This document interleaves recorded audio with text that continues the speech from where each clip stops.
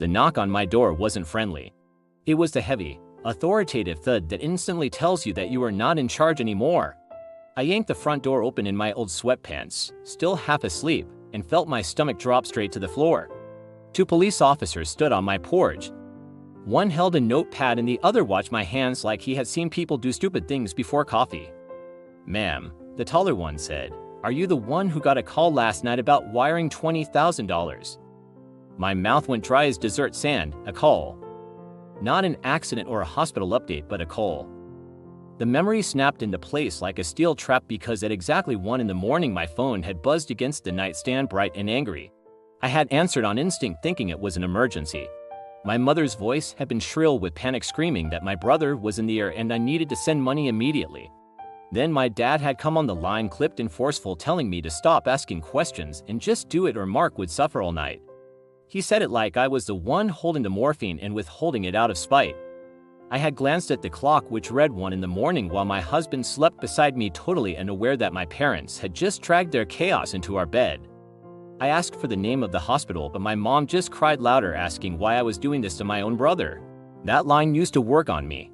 It used to yank me upright so I would grab my purse and fix whatever mess Mark had made this time. Mark is 42 years old and he has always been the boy with potential while my parents protect and excuse him. Then there is Emily who is my parents' other miracle and the baby of the family. Emily gets comfort and patience and second chances that come with gift cards while I get late night demands. So when my mother sobbed for me to just wire the money something in me went cold and clear. I said the words that had been sitting on my tongue for years which were to call her favorite daughter. I hung up without arguing or explaining my boundaries. I just ended the call and went back to sleep. Maybe that sounds heartless but it was actually just exhaustion and a refusal to be frightened into obedience. When morning came I woke to sunlight and normal noises until that knock hit the door. Now the police were standing in front of me waiting for an answer. I managed to make my voice work and told them that yes, my parents had called. The officer made a note and asked if I wired the money. I said no. He nodded once like that mattered more than he could say and then looked me in the eye. "Ma'am, we are here because that call was reported as a fraud attempt and the number it came from does not match your parents." My heart stopped beating for a second. I whispered that if it was not them then who was calling me at 1 in the morning. The officer glanced past me into my entryway as if checking for an accomplice before asking if we could talk inside. We sat in my living room, where the morning news was still murmuring about the weather like nothing was wrong. Officer Ramirez explained that nobody was calling my parents criminals yet, but they needed to ask questions. I recounted the call detail by detail including my refusal. Officer Hensley asked if they gave me wiring instructions. I told him no because they wanted me to do it right then without details. Ramirez asked to see my call log and I handed over my phone with trembling hands. He pointed out that the incoming call displayed my mother's name but the number underneath was different. He explained it was spoofing which is common with fraud. Then he showed me a text message I had missed at 10 minutes past 1 because I had thrown my phone down. The text demanded I wire the money to a specific account to stop Mark's pain. I stared at the account number and name I did not recognize. Ramirez told me that my bank had flagged an attempted wire template created in my name that morning using my personal info. He asked if I shared accounts with my parents or if my brother had access to my social security number. The memories pressed in on me of my mother needing my social for insurance years ago and my brother borrowing my laptop. Ramirez leaned forward and told me they had 3 other reports that week with the exact same script, but this one used my brother's name, which meant the scammer knew my family. He asked me to come to the station and warned me not to call my parents yet because if it was someone close to me, they might destroy evidence. At the station, everything smelled like stale coffee. I sat in a small interview room while a detective named Green joined us. She told me we were going to verify the hospital claim immediately. She had me call County General on a speakerphone. The receptionist confirmed there was no patient named Mark Wilson in there. I felt a mix of relief that he was not dying in white-hot rage that someone had used the idea of his death to pry open my wallet. Detective Green pointed to the text message with the account details and told me that the specific account was not random.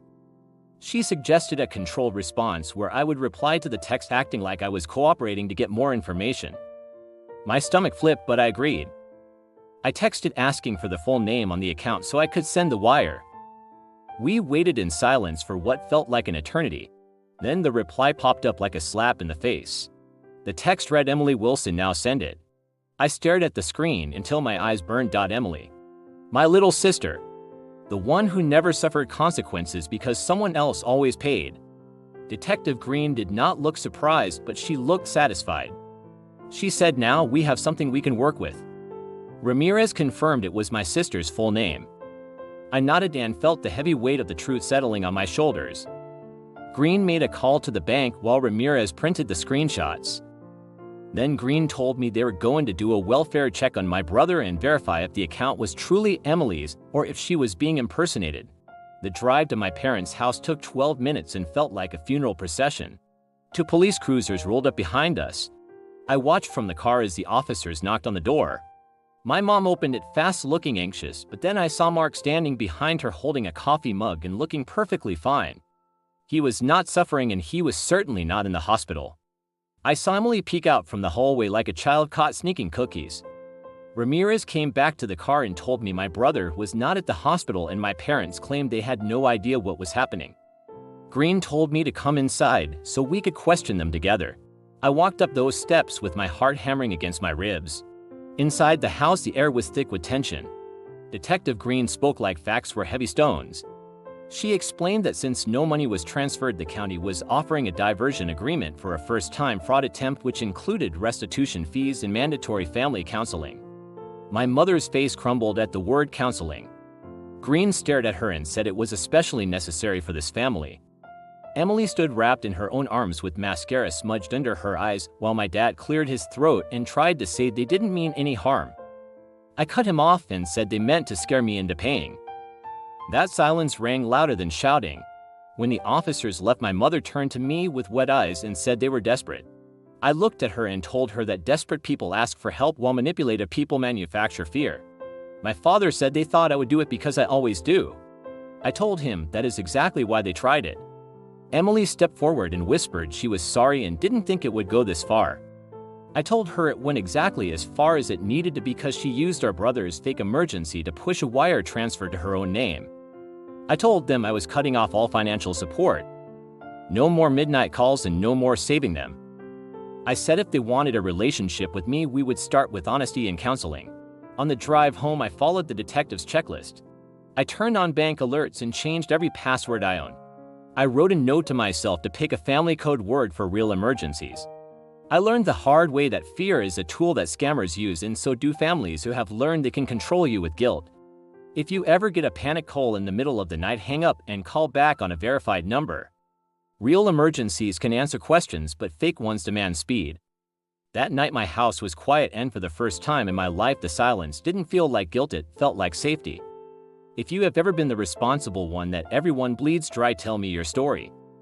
Subscribe to Silent Family Drama because boundaries aren't cruelty, they are protection.